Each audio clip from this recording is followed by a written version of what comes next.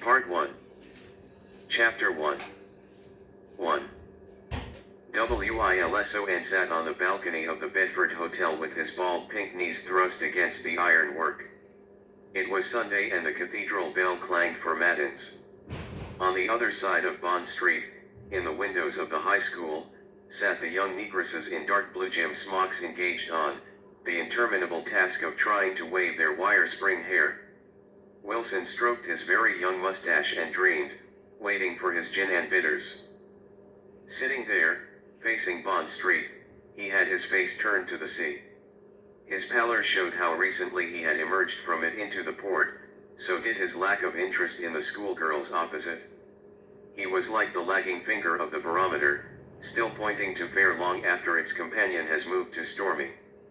Below him the black clerks moved churchward, but their wives in brilliant afternoon dresses of blue and cerise aroused no interest in Wilson. He was alone on the balcony except for one bearded Indian in a turban who had already tried to tell his fortune. This was not the hour or the day for white men, they would be at the beach 5 miles away, but Wilson had no car. He felt almost intolerably lonely. On either side of the school the tin roof sloped towards the sea, and the corrugated iron above his head clanged and clattered as a vulture alighted. 3 merchant officers from the convoy in the harbor came into view, walking up from the quay. They were surrounded immediately by small boys wearing school caps. The boys' refrain came faintly up to Wilson like a nursery rhyme: "Captain want jig jig, my sister pretty girl school teacher, Captain want jig jig." The bearded Indian frowned over intricate calculations on the back of an envelope, a horoscope, the cost of living. When Wilson looked down into the street again, the officers had fought their way free, and the schoolboys had swarmed again round a single able seaman. They led him triumphantly away towards the brothel near the police station, as though to the nursery. A black boy brought Wilson's gin and he sipped it very slowly because he had nothing else to do except to return to his hot and squalid room and read a novel, or a poem. Wilson liked poetry, but he absorbed it secretly, like a drug. The golden treasury accompanied him wherever he went, but it was taken at night in small doses. A finger of Longfellow, Macaulay, Mangan, go on to tell how, with genius wasted, betrayed in friendship, befooled in love. His taste was romantic. For public exhibition he had his Wallace. He wanted passionately to be indistinguishable on the surface from other men. He wore his mustache like a club tie. It was his highest common factor, but his eyes betrayed him, brown dog's eyes, a setter's eyes, pointing mournfully towards Bond Street. "Excuse me," a voice said, "aren't you Wilson?" He looked up at a middle-aged man in the inevitable khaki shorts with a drawn face the color of hay. "Yes, that's me. May I join you? My name's Harris." "Delighted, Mr. Harris. You're the new accountant at the UAC?" "That's me. Have a drink?" "I'll have a lemon squash if you don't mind." "Can't drink in the middle of the day." The Indian rose from his table and approached with deference. "You remember me, Mr. Harris? Perhaps you would tell your friend, Mr. Harris, of my talents. Perhaps he would like to read my letters of recommendation." The grubby sheaf of envelopes was always in his hand. "The leaders of society." "Be off. Beat it, you old scoundrel," Harris said. "How did you know my name?" Wilson asked. "Saw it on a cable." "I'm a cable censor," Harris said. "What a job. What a place. I can see from here, Mr. Harris, that your fortune has changed considerably. If you would step with me for a moment into the bathroom." "Beat it, Gunga Din." "Why the bathroom?" Wilson asked. "He always tells fortunes there.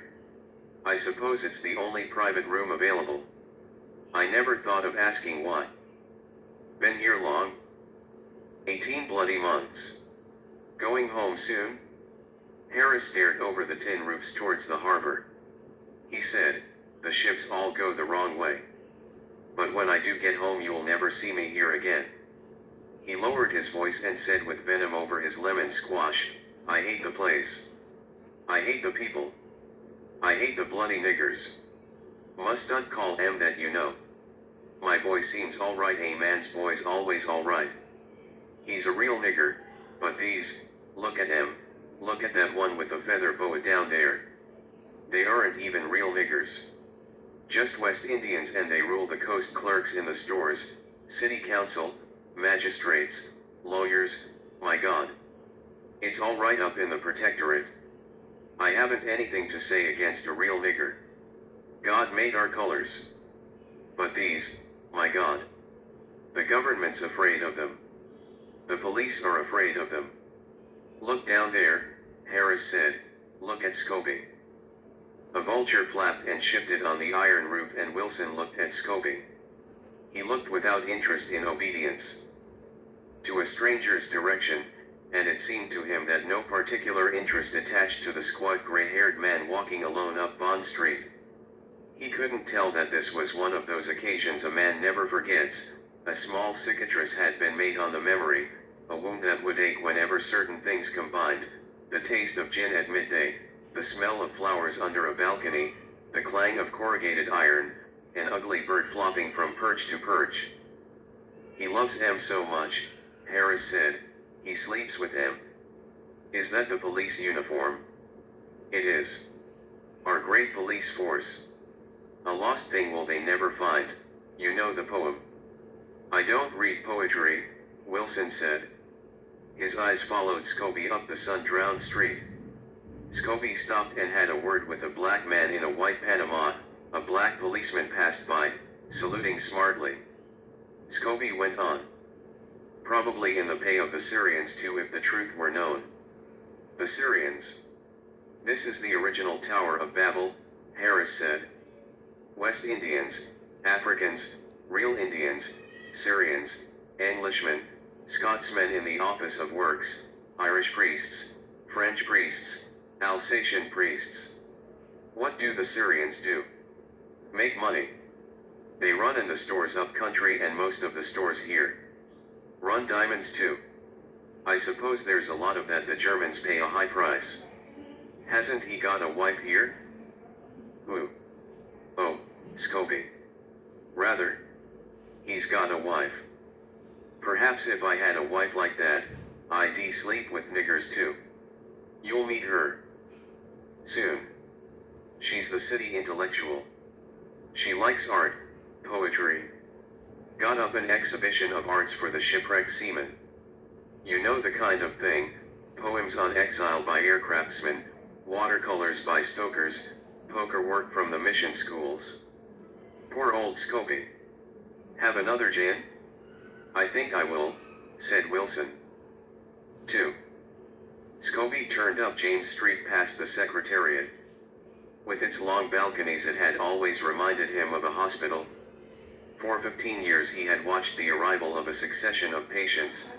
Periodically at the end of 18 months certain patients were sent home, yellow and nervy, and others took their place: colonial secretaries, secretaries of agriculture, treasurers, and directors of public works. He watched their temperature charts, every one: the first outbreak of unreasonable temper, the drink too many, the sudden stand for principle after a year of acquiescence. The black clerks carried their bedside manner like doctors down the corridors, cheerful and respectful. They put up with any insult. The patient was always right.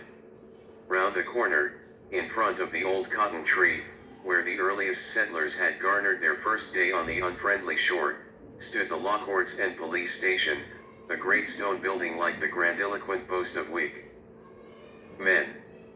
Inside that massive frame the human being rattled in the corridors like a dry kernel. No one could have been adequate to so rhetorical a conception. But the idea in any case was only one room deep. In the dark narrow passage behind, in the charge room and the cells, Scobie could always detect the odor of human meanness and injustice. It was the smell of a zoo, of sawdust, excrement, ammonia, and lack of liberty. The place was scrubbed daily, but you could never eliminate the smell. Prisoners and policemen carried it in their clothing like cigarette smoke. Scobie climbed the great steps and turned to his right along the shaded outside corridor to his room: a table, 2 kitchen chairs, a cupboard, some rusty handcuffs hanging on a nail like an old hat, a filing cabinet. To a stranger it would have appeared a bare, uncomfortable room, but to Scobie it was home. Other men slowly build up the sense of home by accumulation: a new picture, more and more books, an odd-shaped paperweight, the ashtray bought for a forgotten reason on a forgotten holiday. Scobie built his home by a process of reduction. He had started out 15 years ago with far more than this. There had been a photograph of his wife, bright leather cushions from the market, an easy chair, a large colored map of the port on the wall. The map had been borrowed by younger men. It was of no more use to him. He carried the whole coastline of the colony in his mind's eye. From Cuva Bay to Medley was his beat. As for the cushions and the easy chair, he had soon discovered how comfort of that kind down in the airless town meant heat.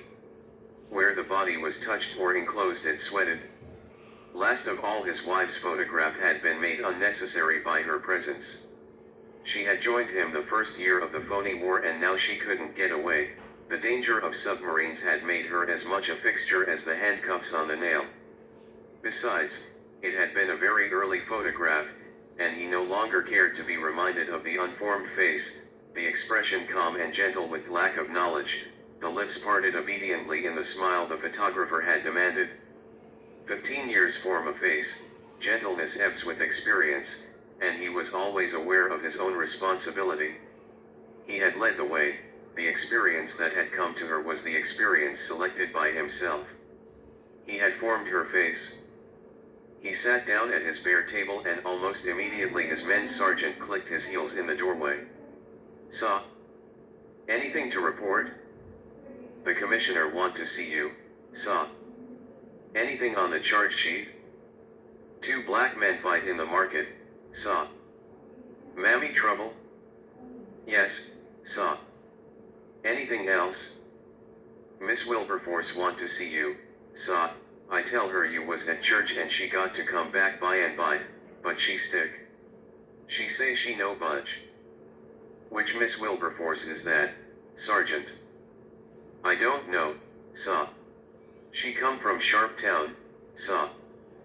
"Well, you'll see her after the commissioner. But no one else, mind." "Very good, sir." Scobie, passing down the passage to the commissioner's room, saw the girl sitting alone on a bench against the wall. He didn't look twice. He caught only the vague impression of a young black African face, a bright cotton frock, and then she was already out of his mind, and he was wondering what he should say to the commissioner. It had been on his mind all that week. "Sit down, Scobie." The commissioner was an old man of 53, one counted age by the years a man had served in the colony. The commissioner with 22 years' service was the oldest man there, just as the governor was a stripling of 60 compared with any district officer who had 5 years' knowledge behind him. "I'm retiring, Scobie," the commissioner said, "after this tour." "I know. I suppose everyone knows. I've heard the men talking about it. And yet you are the second man I've told. Do they say who's taking my place?" Scobie said, "They know who isn't." "It's damned unfair," the commissioner said. "I can do nothing more than I have done, Scobie. You're a wonderful man for picking up enemies. Like Aristides the Just, I don't think I'm as just as all that. The question is, what do you want to do? They are sending a man called Baker from Gambia. He's younger than you are. Do you want to resign, retire, transfer, Scobie?" "I want to stay," Scobie said. "Your wife won't like it?" "I've been here too long to go." He thought to himself, "Poor Louise, if I had left it to her, where should we be now?" And he admitted straight away that they wouldn't be here, somewhere far better, better climate, better pay, better position. She would have taken every opening for improvement. She would have steered agilely up the ladders and left the snakes alone. "I've landed her here," he thought, with the odd premonitory sense of guilt he always felt, as though he were responsible for something in the future he couldn't even foresee. He said aloud, "You know I like the place." "I believe you do. I wonder why." It's pretty in the evening, Scobie said vaguely. Do you know the latest story they are using against you at the Secretariat? I suppose I'm in the Syrians' pay. They haven't got that far yet, that's the next stage.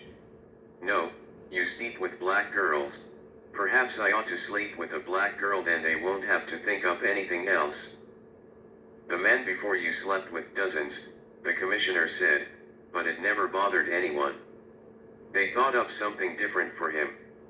They said he drank secretly. It made them feel better drinking publicly. What a lot of swine they are, Scobie. The chief assistant colonial secretary's not a bad chap. No, the chief assistant colonial secretary's all right, the commissioner laughed. You're a terrible fellow, Scobie. Scobie the just. Scobie returned down the passage. The girl sat in the dusk. Her feet were bare. They stood side by side like casts in a museum. They didn't belong to the bright smart cotton frock. Are you Miss Wilberforce? Scobie asked. Yes, sir. You don't live here, do you? No. I live in Sharptown, sir. Well, come in. He led the way into his office and sat down at his desk. There was no pencil laid out, and he opened his drawer. Here and here only had objects accumulated, letters, India rubbers, a broken rosary, no pencil. What's the trouble, Miss Wilberforce?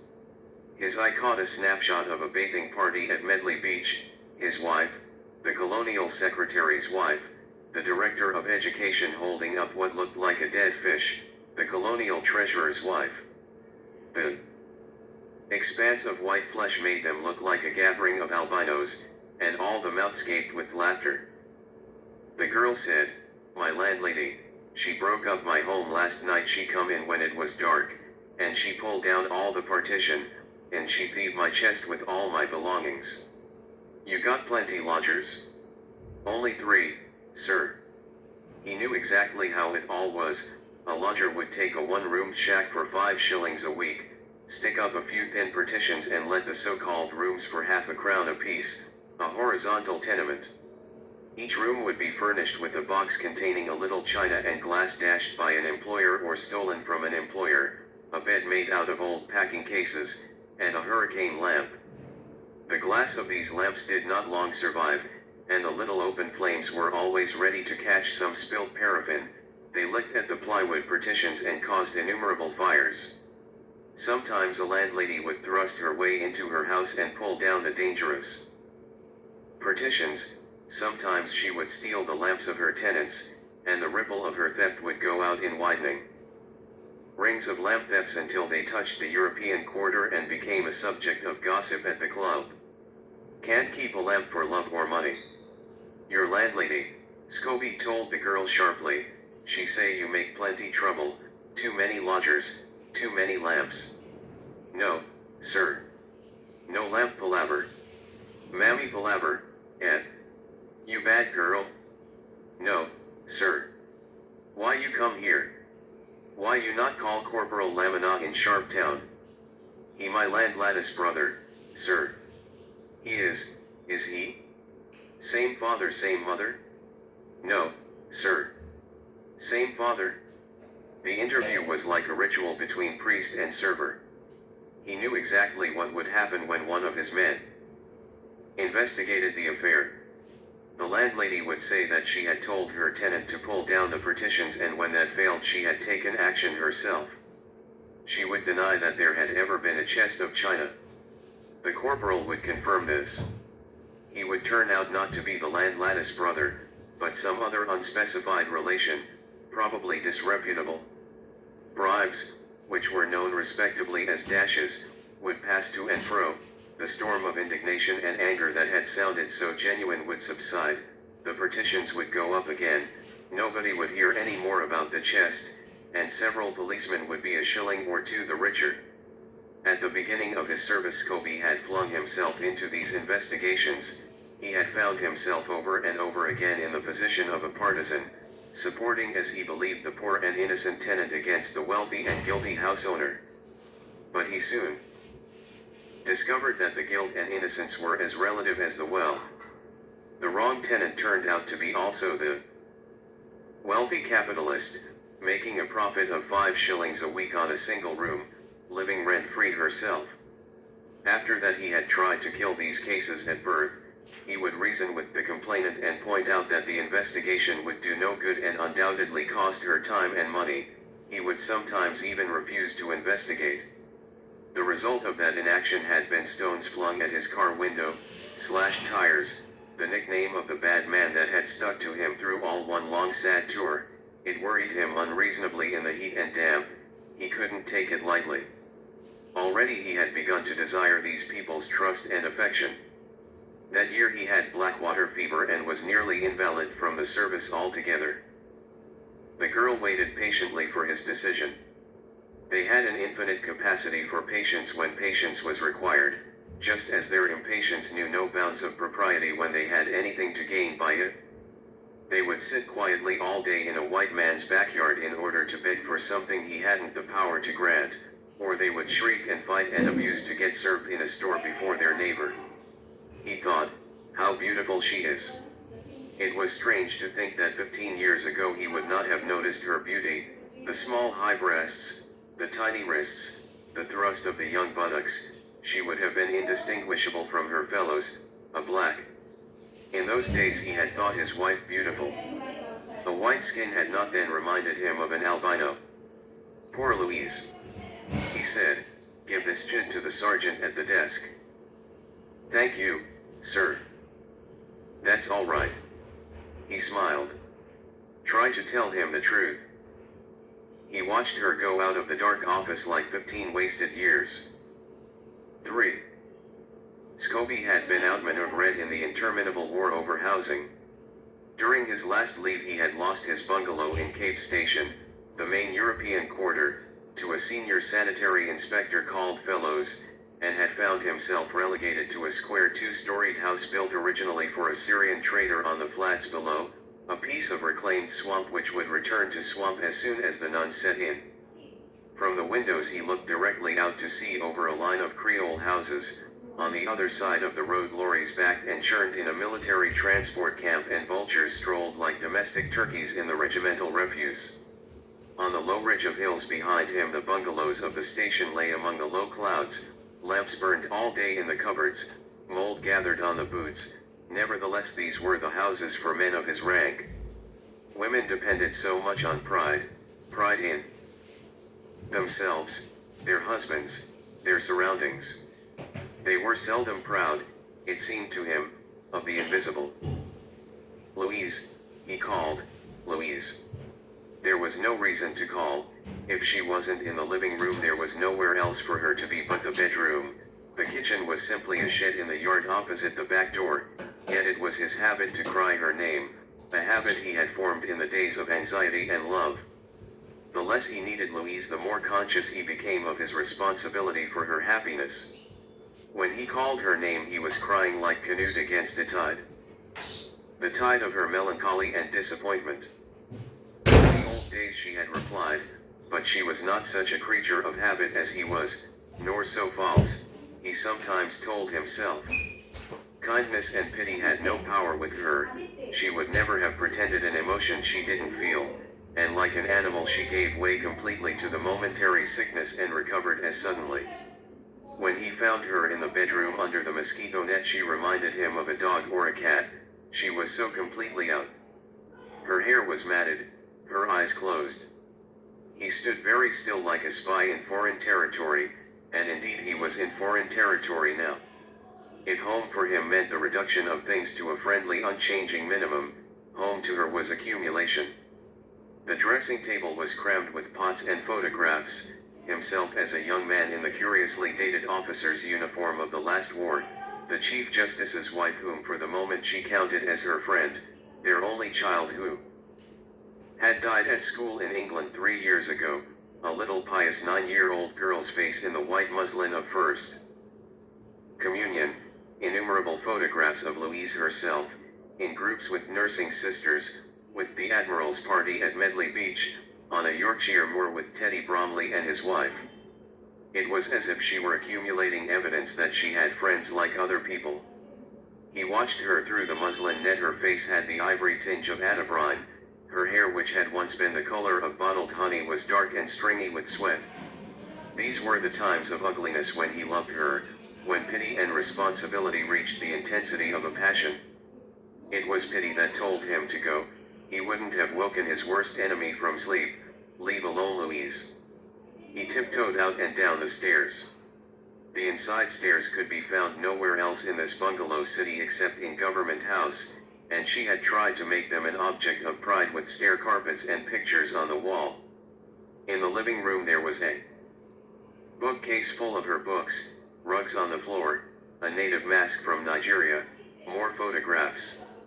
The books had to be wiped daily to remove the damp, and she had not succeeded very well in disguising with flowery curtains the food safe which stood with each foot in a little enamel basin of water to keep the ants out. The boy was laying a single place for lunch.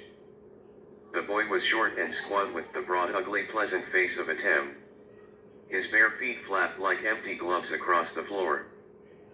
"What's wrong with Mrs. Scobie?" asked. "Belly humbug," Allie said. Scobie took a Ment Grammar from the bookcase. It was tucked away in the bottom shelf where its old untidy cover was least conspicuous. In the upper shelves were the flimsy rows of Louise's authors, not-so-young modern poets, and the novels of Virginia Woolf. He couldn't concentrate. It was too hot, and his wife's absence was like a garrulous companion in the room, reminding him of his responsibility. A fork fell on the floor and he watched Allie surreptitiously wipe it on his sleeve, watched him with affection. They had been together 15 years, a year longer than his marriage, a long time to keep a servant. He had been small boy first, then assistant steward in the days when one kept 4 servants, now he was plain steward. After each leave, Allie would be on the landing stage waiting to organize his luggage with 3 or 4 ragged carriers. In the intervals of leave many people tried to steal Alice's services, but he had never yet failed to be waiting, except once when he had been in prison. There was no disgrace about prison. It was an obstacle that no one could avoid forever. "Tikki," a voice wailed, and Scobie rose at once. "Tikki." He went upstairs. His wife was sitting up under the mosquito net, and for a moment he had the impression of a joint under a meat cover. But pity trod on the heels of the cruel image and hustled it away. "Are you feeling better, darling?" Louise said. "Mrs. Castle's been in." "Enough to make anyone ill," Scobie said. "She's been telling me about you." "What about me?" He gave her a bright fake smile. So much of life was a putting off of unhappiness for another time. Nothing was ever lost by delay. He had a dim idea that perhaps if one delayed long enough, things were taken out of one's hands altogether by death.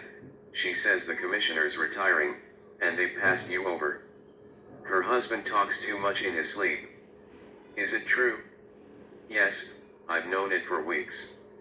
"It doesn't matter, dear, really," Louise said. "You'll never be able to show my face at the club again." "It's not as bad as that. These things happen, you know." "You'll resign, won't you, Tikki?" "I don't think I can do that, dear. Mrs. Castle's on our side. She's furious. She says everyone's talking about it and saying things." "Darling, you aren't in the pay of the Syrians, are you?" "No, dear. I was so upset I came out of Mass before the end." "It's so mean of them, Tikki. You can't take it lying down. You've got to think of me." "Yes, I do. All the time." He sat down on the bed and put his hand under the net and touched hers. Little beads of sweat started where their skins touched. He said, "I do think of you, dear. But I've been 15 years in this place. I'd be lost anywhere else, even if they gave me another job. It isn't much of a recommendation, you know, being passed over. We could retire. The pension isn't much to live on. I'm sure I could make a little money writing. Mrs. Castle says I ought to be a professional." "With all this experience," Louise said, gazing through the white muslin tent as far as her dressing table. There another face in white muslin stared back and she looked away.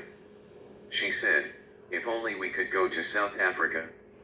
I can't bear the people here. Perhaps I could arrange a passage for you. There haven't been many sinkings that way lately. You ought to have a holiday. There was a time when you wanted to retire too. You used to count the years. You made plans, for all of us. Oh well, one changes," he said. She said mercilessly, "You didn't think you'd be alone with me then?" He pressed his sweating hand against hers. "What nonsense you talk, dear. You must get up and have some food. Do you love anyone, Tikki, except yourself?" "No, I just love myself, that's all. And Ali. I forgot Ali. Of course I love him too. But not you," he ran on with mechanical raillery, stroking her hand, smiling, soothing. "And Ali's sister? Has he got a sister? They've got sisters, haven't they? Why didn't you go to Mass today?" "It was my morning on duty, dear. You know that you could have changed it? You haven't got much faith, have you, Tikki? You've got enough for both of us, dear. Come and have some food. Tikki, I sometimes think you just became a Catholic to marry me. It doesn't mean a thing to you, does it? Listen, darling, you want to come down and eat a bit, then you want to take the car along to the beach and have some fresh air. How different the whole day would have been," she said, staring out of her net, "if you'd come home and said, 'Darling, I'm going to be the commissioner.'" Scobie said slowly, "You know, dear, in a place like this in wartime, an important harbor, the Vichy French just across the border, all this diamond smuggling from the Protectorate, they need a younger man."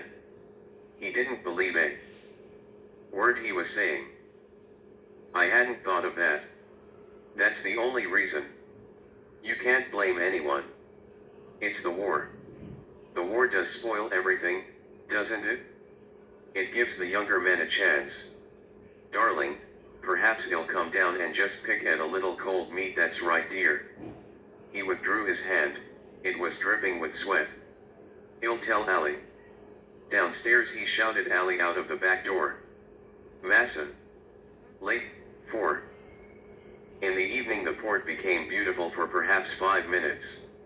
The late right roads that were so ugly and clay-heavy by day became a delicate flower-like pink. It was the hour of content. Men who had left the port forever would sometimes remember on a grey wet London evening the bloom and glow that faded as soon as it was seen. They would wonder why they had hated the coast, and for a space of a drink they would long to return.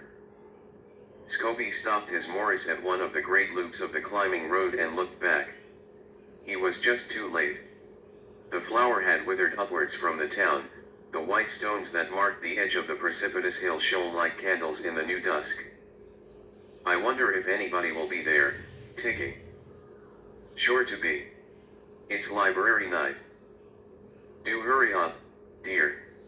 It's so hot in the car. He'll be glad when the rains come. Will you? If only they just went on for a month or two and men stopped." Scobie made the right reply. He never listened while his wife talked.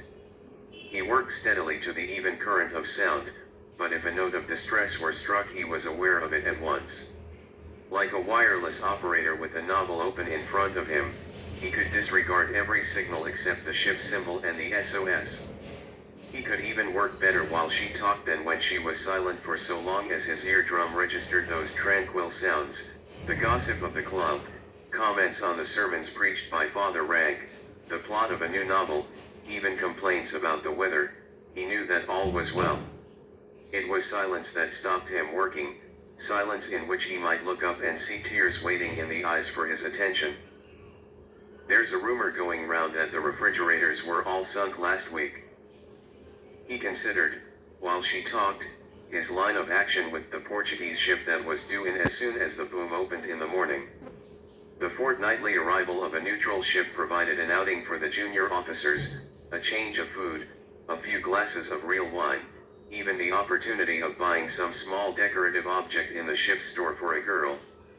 In return, they had only to help the field security police in the examination of passports, the searching of the suspects' cabins. All the hard and disagreeable work was done by the FSP, in the hold, sifting sacks of rice for commercial diamonds, or in the heat of the kitchen, plunging the hand into tins of lard, disemboweling the stuffed turkeys. To try to find a few diamonds in a liner of 15,000 tons was absurd. No malign tyrant in a fairy story had ever set a goose girl a more impossible task, and yet as regularly as the ships called, the cipher telegrams came in. So-and-so traveling first class suspected of carrying diamonds. The following members of the ship's crew suspected. Nobody ever found anything. He thought, it's Harris' turn to go on board, and Eraser can go with him. I'm too old for these excursions. Let the boys have a little fun. Last time half the books arrived damaged. Did they? Judging from the number of cars, he thought, there were not many people at the club yet. He switched off his lights, and waited for Louise to move, but she just sat there with a clenched fist showing in the switchboard light. Well, dear, here we are, he said in the hearty voice that strangers took as a mark of stupidity. Louise said, do you think they all know by this time? 4.